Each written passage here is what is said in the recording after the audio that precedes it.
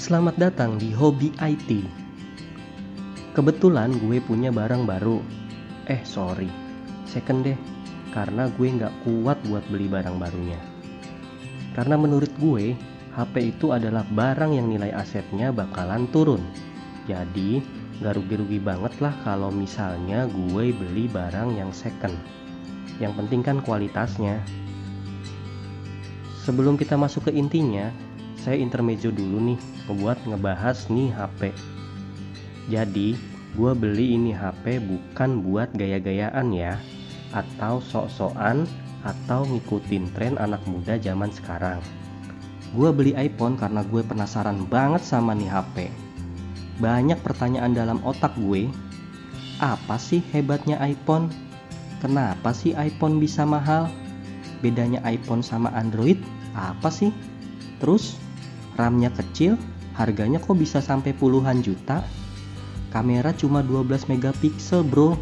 Lah, Android ada yang sampai 108 megapiksel. Kok bisa lebih bagus? Dan masih banyak lagi. Bisa habis berjam-jam kalau gua bahas dan jabarin satu persatu.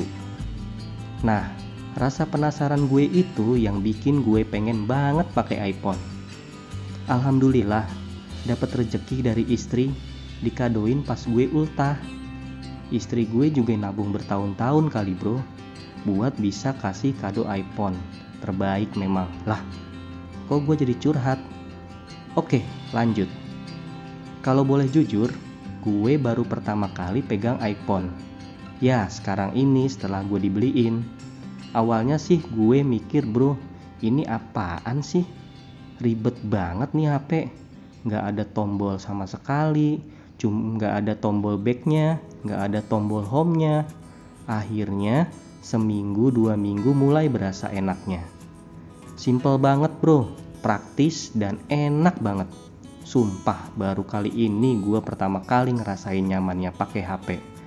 Gue pernah pakai HP LG, Xiaomi, Samsung, tapi baru ngerasa ini yang paling enak. Nah, ini adalah iPhone 11 Pro dengan RAM 4GB dan storage 256GB. Nah, nanti pasti ada pertanyaan deh. Kenapa bang lu belinya iPhone 11 Pro sih? Kenapa nggak seri X? Atau seri 12? Atau seri 13? Kan jauh lebih bagus. Nah, sebelum ada pertanyaan itu, gue jawab dulu ya sekarang. Kenapa gue beli iPhone 11 Pro? Ya, karena ini HP yang paling worth it menurut gue. Layarnya cuma 5,8 inci, simple, nggak ribet. Terus baterainya lumayan besar, sekitar 3000-an. Terus untuk prosesornya udah menggunakan Bionic 13. Untuk RAM-nya kapasitasnya cukup besar, 4GB. Dan kameranya udah boba 3 bro. Storage-nya gua milih yang lumayan besar lah, sekitar kapasitas 256GB. Dan yang paling penting sesuai budget istri gue bro. Secara gue dibeliin, jadi ya gue harus terima sesuai budget. Karena gue mikir ini HP lumayan mahal, walaupun second. Jadi kalau emang nih HP enak dan nyaman, bakalan gue pakai jadi HP harian yang bisa gue pakai lama, minimal 2-3 tahun ke depan lah.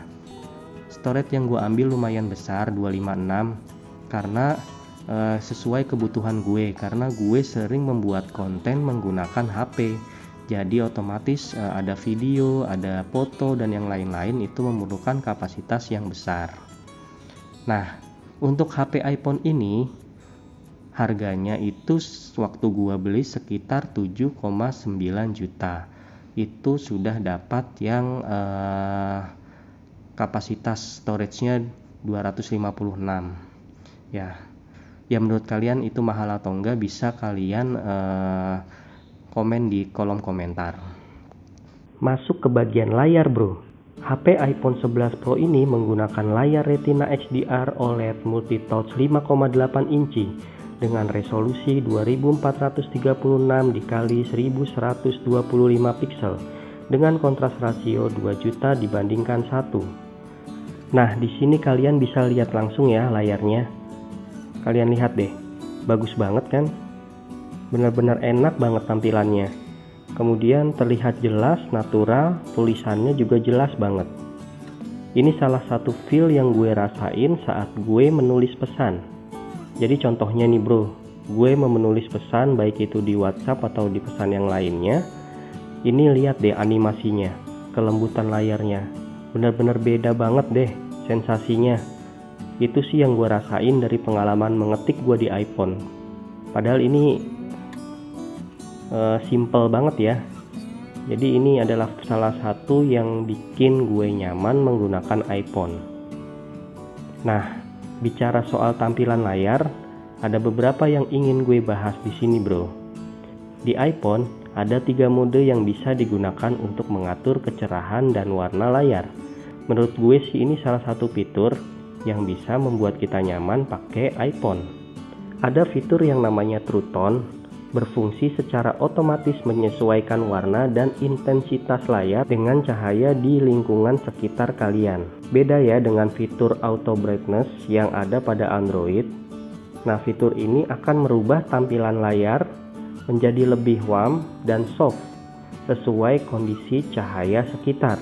Kemudian ada fitur Night Shift, sangat berguna pada saat Anda membaca di ruang gelap, membuat tampilan jauh lebih nyaman untuk mata. Kualitas sensornya juga cukup baik ya di iPhone ini. Kemudian satu lagi ada fitur yang namanya Dark Mode. Ini salah satu fitur yang sering banget gue pakai. Pada saat kondisi ruangan gelap dengan tema latar yang terang, sangat tidak baik buat mata. Dengan mengaktifkan fitur ini akan merubah tampilan tema dari yang cerah menjadi tampilan yang gelap, sehingga tidak mengganggu aktivitas orang yang berada di sebelah kita karena efek cahaya HP kita yang terang. Nah, dari segi tampilan layar, gue bilang emang iPhone paling juara, karena ya emang bagus banget. Kemudian kita masuk ke performa. Ini alasan gue beli iPhone 11 Pro. iPhone 11 Pro ini sudah menggunakan chipset A13 Bionic, salah satu prosesor yang bisa lu andelin. Kalau bisa disejajarkan mungkin sama dengan Snapdragon 855, itu seperti di jajaran HP flagship. Untuk performa sudah sangat cukup memenuhi kebutuhan. Seperti gaming, menurut gue sih oke banget malah. Kemudian untuk editing video, oke banget. Kemudian untuk multitasking, nah ini yang paling gue suka. Di iPhone ini sistem multitaskingnya sangat berbeda dengan Android. Jadi di sini kita bisa membuka banyak sekali file tanpa ada kata lemot. Jadi mungkin itu kelebihan di iPhone ya. Nah, keren banget ya iPhone. Kita nggak perlu menutup aplikasi satu persatu. Kita minimize saja, dan sewaktu kita butuh aplikasi tersebut akan cepat dan langsung terbuka. Dan itu nggak membuat HP lemot atau hang. Kalau di Android kita coba buka aplikasi, terus nggak lama kita mau buka aplikasinya lagi, tapi kadang-kadang dimulai dari awal, startup lagi, nunggu lagi, lama lagi. Kalau di iPhone kayaknya enggak deh. Jadi lu nggak butuh waktu lama untuk bisa mengakses file lu. Jadi ini salah dua yang gue suka dari iPhone. Karena kebutuhan gue pengen yang simple dan praktis, nggak ribet buka aplikasi. Jadi cocok banget lah, mantep, emang keren banget nih HP. Kemudian ada salah 3 fitur. Loh, kok salah 3? Lah iya kan tadi kan udah salah 1, kemudian salah 2, ya sekarang salah 3 lah. Sorry. Ya yang ketiga maksud gue. Nah di iPhone ini ada fitur yang namanya Face ID. Walaupun di Android ada, tapi gue lebih suka di iPhone daripada di Android, karena untuk Face ID-nya itu sangat responsif banget ya. Jadi lo nggak perlu pegang sidik jari, tinggal arahin aja muka lo ke HP, otomatis akan terbuka. Nah di iPhone, jadi pada saat lo pakai masker, iPhone tetap bisa membaca wajah lo bro. Jadi nggak usah ribet-ribet. Karena kondisi pandemi seperti ini, jadi sangat membutuhkan masker dalam kebutuhan sehari-hari. Jadi nggak perlu ribet ya bro. Jadi dengan iPhone Face ID-nya itu tinggal mengarahkan saja iPhone-nya ke muka lu bro. Jadi langsung terbuka otomatis. Kemudian yang keempat, gue suka banget fitur Silent Mode yang ada di iPhone. Menurut gue sangat praktis dan mudah. Lokasi peletakan silent mode berada di atas tombol volume. Jadi tanpa perlu ribet membuka iPhone, kita bisa mengaktifkan fitur silent mode. Ini fitur yang sangat diperlukan pada saat kondisi misalnya lu datang ke kantor, lu atau ke sekolah atau kuliah.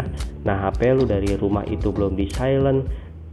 Lu inget di silent, langsung aja lu klik aja, tinggal lu saklarnya lu arahkan saja ke off. Jadi penggunaannya praktis dan simple. Nah, kemudian kita masuk ke kamera.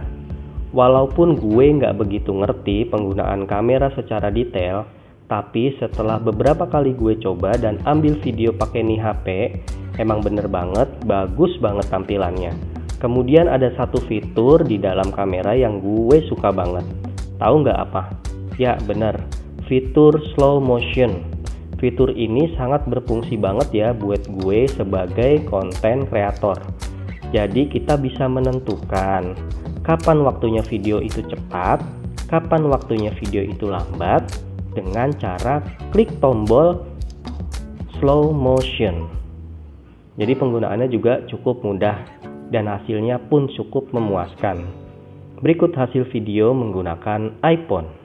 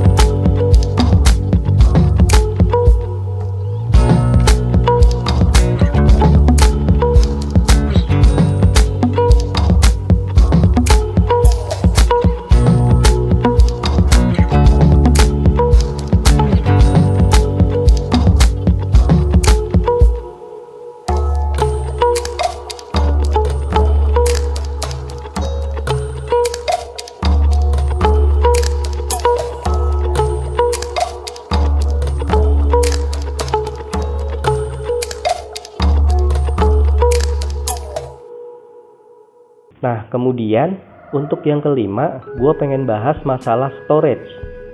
Nah, untuk kapasitas storage atau kapasitas penyimpanan yang ada di iPhone, ini emang beneran luas bro. Nggak kemakan sama sistem dan bloatware yang ada di aplikasi-aplikasi nggak penting. Seperti Android kan banyak sekali tuh aplikasi-aplikasi yang nggak penting yang sudah terinstall oleh developer. Nah, kalau untuk di iPhone ini hanya aplikasi-aplikasi yang sekiranya penting saja dan dibutuhkan sama kita saja. Jadi, nggak terlalu berat dan nggak memakan storage. Jadi dilihat di sini.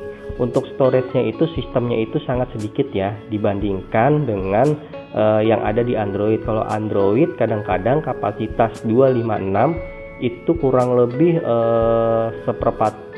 lebih seperempatnya itu udah terpakai oleh sistem. Nah, kalau di sini mah cuma sedikit ya bro terpakai oleh sistemnya. Jadi sisanya bisa kita gunakan untuk data kita. Nah, coba lihat nih, utuh hanya terpakai beberapa persen saja untuk sistem. Sisanya buat data kalian.